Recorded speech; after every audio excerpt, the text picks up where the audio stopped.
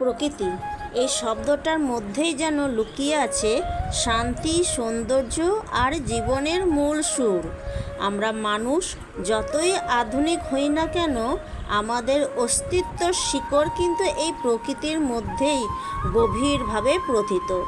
গাছপালা, নদী, পাহাড়, আকাশ, বাতাস সব মিলিয়ে প্রকৃতি আমাদের জীবনকে ধারণ করে রেখেছে। একটু ভেবে দেখো, সকালে সূর্যের আলো না থাকলে কি আমরা দিন শুরু করতে পারতাম? কিংবা বিশুদ্ধ বাতাস না থাকলে কি আমরা বাঁচতে পারতাম? প্রকৃতি আমাদের শুধু বাঁচিয়ে রাখে না, আমাদের মনকেও শান্তি করে, নতুন করে বাঁচার অনুপ্রেরণা দেয়। পাখির ডাক, নদীর কলকল শব্দ কিংবা বৃষ্টির টাপুর টুপুর, এসব যেন আমাদের হৃদয়কে ছুঁয়ে যায়। কিন্তু দুঃখের বিষয়, আমরা মানুষ নিজের স্বার্থের জন্য এই প্রকৃতিরই ক্ষতি করে চলেছি। গাছ কেটে ফেলা, নদী দূষণ, বায়ু দূষণ, এইসবের ফলে প্রকৃতির ভারসাম্য নষ্ট হচ্ছে, আর তার প্রভাব পড়ছে আমাদের জীবনের। বাড়ছে গরম, অনিয়মিত হচ্ছে বৃষ্টি, বাড়ছে প্রাকৃতিক দুর্যোগ। প্রকৃতি আমাদের অনেক কিছু দেয়, কিন্তু বিনিময়ে কিছুই চায় না, শুধু চাই একটু যত্ন, একটু ভালোবাসা। যদি আমরা আজ থেকে সচেতন না হই, তাহলে ভবিষ্যৎ প্রজন্মের জন্য একটি সুন্দর পৃথিবী রেখে যাওয়া সম্ভব হবে না। তাই আমাদের উচিত গাছ লাগানো, জল অপচয় না করা, পরিবেশ পরিষ্কার রাখা এবং প্রকৃতিকে রক্ষা করা। মনে রাখতে হবে, প্রকৃতিকে বাঁচানো মানে নিজের জীবনকে বাঁচানো। শেষে একটা কথাই বলতে চাই, প্রকৃতি আমাদের মা, আর মাকে যেমন আমরা ভালোবাসি, তেমনি প্রকৃতিকেও ভালোবাসা এবং রক্ষা করা আমাদের দায়িত্ব। ভোরবেলা যখন সূর্য ওঠে, তার কোমল আলো আমাদের নতুন দিনের স্বপ্ন দেখায়। পাখির কিচিমিচির শব্দ আমাদের মনকে প্রফুল্ল করে তোলে। গাছের সবুজ পাতা, নদীর স্বচ্ছ জল, আকাশের নীল রং, সব কিছু মিলিয়ে প্রকৃতি যেন এক অপূর্ব সৃষ্টি, যা আমাদের প্রতিনিয়ত আনন্দ দেয়। আমরা যখন ক্লান্ত হয়ে পড়ি, তখন প্রকৃতির কাছেই খুঁজে পাই শান্তি ও স্বস্তি। দেখো, অনেক কথা বলে ফেললাম, আর এদিকে আমি আমার পরিচয়টা দিতে ভুলে গেছি। তাহলে চলো বন্ধুরা, আমি আমার পরিচয়টা দিয়ে দিই। শুভ সকাল বন্ধুরা, রাধে রাধে। কেমন আছো? আশা করি তোমরা সবাই খুব ভালো আছো, আমিও ভালো আছি। আমি কাকলিস অল ইন ওয়ানের তরফ থেকে তোমাদের সবাইকে অনেক অনেক স্বাগত। বড়দেরকে জানাই প্রণাম, আর ছোটদের জন্য রইল অফুরন্ত ভালোবাসা। আমার কর্তামশাইয়ের কখন কী যে হুজুক ওঠে আমি বুঝতে পারি না। হঠাৎ রাত্রেবেলাতে বলে ওঠে যে সকালে ব্রেকফাস্টে দই বড়া বানাবে। তো আর কি করব, রাত্রেবেলাতে কলাইয়ের ডালটাকে আমি ভিজিয়ে রেখে দিলাম। তারপর সকালে উঠে সমস্ত বাসি কাজ সেরে, স্নান সেরে, পুজো সেরে কলাইয়ের ডালটাকে পেস্ট করে নিলাম। পেস্ট করার পরে এই তো আমি এখন বড়াগুলো ভাজছি। শুধু কর্তামশাই না, আমার মেয়েদেরও এইসব খেতে খুব পছন্দ। দই বড়া বলো, পাস্তা, চাউমিন, মোমোজ, এইসবগুলো যদি বানিয়ে দেওয়া হয় না, তাহলে ওরা খুব আনন্দ সহকারে এইসব ব্রেকফাস্টগুলো খেতে থাকবে। তাই তো কর্তামশাই হুকুম মেনে এই দই বড়া বানিয়ে দিলাম।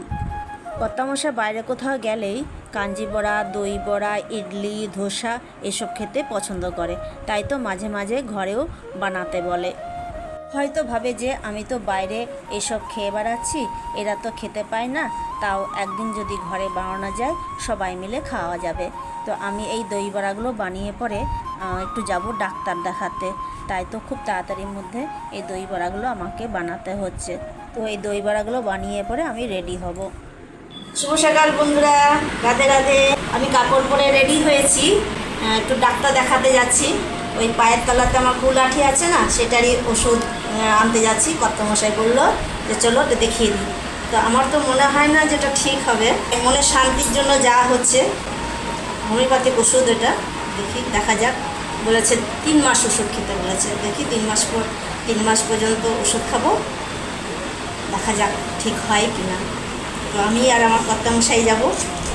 তো চলো সেখানে গিয়ে দেখা হচ্ছে, সঙ্গে থাকো। যেতে যেতে পেট্রোল পাম্প দেখে দাঁড়িয়ে পড়লাম। গাড়িকে তো খেতে দিতে হবে, গাড়িকে খেতে না দিলে গাড়ি চলবে কি করে, তাই গাড়িকে পেট ভর্তি করে পেট্রোল খাইয়ে দিলাম। তাই এখানে গাড়িকে 100 টাকার পেট্রোল খাওয়ানো হলো। তাহলে চলো আবার যাওয়া যাক। তো এই তো দেখো কত সুন্দর প্রকৃতি, চারিদিকে সবুজ আর সবুজ, কিন্তু আমরা কি করি, গাছপালাগুলোকে কেটে দিই। আর এটা কিন্তু একদম ঠিক নয়। এখন থেকে যদি আমরা নিজেদেরকে কন্ট্রোল না করি, তাহলে কিন্তু ভবিষ্যতে আমাদের খুবই অসুবিধার মধ্যে পড়তে হবে। তো এই তো দেখো ডাক্তার কাছে চলে এসেছি, অল্প একটুখানি দেখালাম, যদি পছন্দ না করে তাই তো লুকিয়ে লুকিয়ে বাইরেটুকুই তোমাদের সাথে শেয়ার করলাম। আমি যখন ওখানে ডাক্তার দেখাই, তো ওখান থেকে আমি আমার মেয়েদেরকে ফোন করে বলি যে আমার তো যেতে দেরি হবে, তোরা ব্রেকফাস্টটা করে নিবি আর একটু ভিডিও করবি। তো দেখো দই বড়ার ওপরে একটুখানি ভাজা জিরে গুঁড়ো, ধনে গুঁড়ো আর লঙ্কা গুঁড়ো আর একটুখানি ঝুরি ভাজা দিয়ে ওরা নিয়ে নিয়েছে। বেশ সুন্দর লাগছে দই বড়াটা দেখতে, তাই না? আমি তো খেয়ে আসিনি, গিয়ে করে খাবো। এই তো বন্ধুরা ডাক্তার দেখিয়ে চলে এলাম, এসে ফ্রেশ হলাম, তারপরে এই যে বসলাম। আর এই যে ওষুধ দিয়েছে, এটা হাঁটু ব্যথার জন্য দিয়েছে, আর কুলাঠির জন্য এই যে ওষুধ।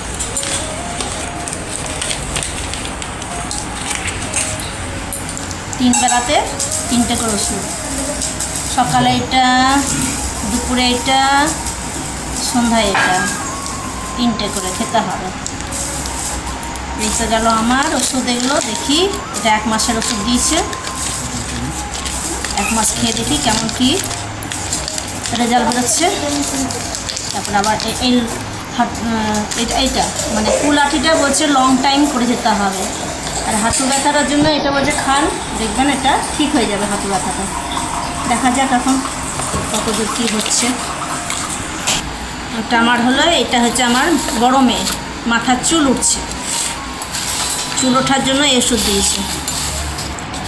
এটা এই যে বড়ি আছে এগুলোতে, এই যে এটাও 1 মাসের ওষুধ দিয়েছে। আর এটা হচ্ছে শ্যাম্পু, এটা হচ্ছে তেল, আর এটাও খাবার।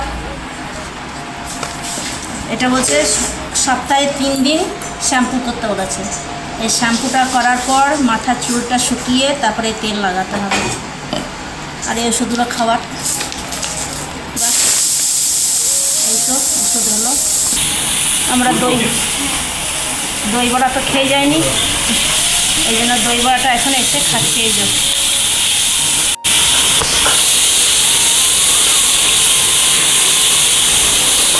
আমি তো ছিলাম না, ছোটো মেয়ে আর মেজো মেয়েকে বলেছিলাম তোরাই আজকে রান্না করবি। তো চলো দেখি কি রান্না করেছে। তো এই তো হচ্ছে ফুলকপি, ক্যাপসিকাম, গাজর, আলু দিয়ে সবজি করেছে, আর এই হচ্ছে চাটনি, আর এই হচ্ছে ডাঁটা শাক ভাজা। নিজের বুদ্ধিতে যে রান্না করেছে এটাই অনেক, তাই না? কি বলো? যখন প্রথম মেয়েরা রান্না করে তখন কিন্তু বলতে নেই যে খারাপ হয়েছে, এতে করে ওদের মনটা কিন্তু খারাপ হয়ে যায়। যদি খারাপ হয়ে থাকে তাহলেও কিন্তু বলতে হয় যে না ভালোই হয়েছে, আর বলতে হবে যে আর একটু যদি এরকম করতিস তাহলে আরও ভালো হতো। এতে ওদের কিছু করার উৎসাহটা বেড়ে যায়। আর প্রত্যেক ভিডিওতে আমি আমার লাঞ্চের থালি তোমাদের সাথে শেয়ার করি। তো আজকেও লাঞ্চের থালি তোমাদের সাথে শেয়ার করলাম। এখানে আমি আমার কর্তামশাইকে খেতে দিলাম। চলে এলাম সন্ধ্যাবেলায়, চা খেয়ে নিয়ে পরে বসে গেলাম ধনে জিরে গুঁড়ো করতে। তো এখানে আমি ধনে গুঁড়ো করব, জিরে গুঁড়ো করব, আর দেখো এখানে আমার কর্তামশাই ছোলা ভাজার যে উপরে খোলাটা থাকে সেইগুলোকে ছাড়িয়ে দিচ্ছে, আর এইগুলোকে পিষে আমি ছাতু বানাবো। তো সময় হয়ে গেল তোমাদের কমেন্টসে রিপ্লাই দেওয়া। তাহলে চলো কয়েকটা কমেন্টসে রিপ্লাই দিয়ে দিই। প্রথম কমেন্টসটা লিখেছে শম্পা লাইফস্টাইল থেকে। সে দিদিভাই লিখেছে, খুব ভালো লাগলো দিদিভাই ভিডিওটা। তোমার ভালো লেগেছে দিদিভাই, সেই জন্য তোমাকে অনেক অনেক শুভেচ্ছা আর ভালোবাসা জানাই। দ্বিতীয় কমেন্টটা লিখেছে অধরা গল্পেরা। সেই দিদিভাই লিখেছে, ঠাকুর পুজো দিয়ে শুরু, তারপরে দুর্দান্ত লোভনীয় সুজি আর দই দিয়ে আলুর ভর্তা পুর ভরে ব্রেকফাস্ট তৈরি, শেষে দুপুরের জন্য মিক্স ভেজ কারি। অসাধারণ সুন্দর লাগলো ভিডিওটি। ও দিদিভাই, তুমি এত সুন্দর কমেন্ট লিখেছো, সেই জন্য তোমাকে অনেক অনেক শুভেচ্ছা আর ভালোবাসা জানাই। আর বন্ধুরা, ভিডিওটা বাড়াচ্ছি না, এখানে শেষ করে দিচ্ছি। দেখা হচ্ছে আগামী দিনে নতুন একটা ভিডিওর সাথে। আজকে আমার এই ভিডিওটা যদি তোমাদের ভালো লেগে থাকে তাহলে অবশ্যই লাইক কমেন্ট শেয়ার করে দিও। তোমরা সবাই ভালো থাকো, সুস্থ থাকো, সাবধানে থাকো। আজকের মতো টাটা, ধন্যবাদ, টেক কেয়ার।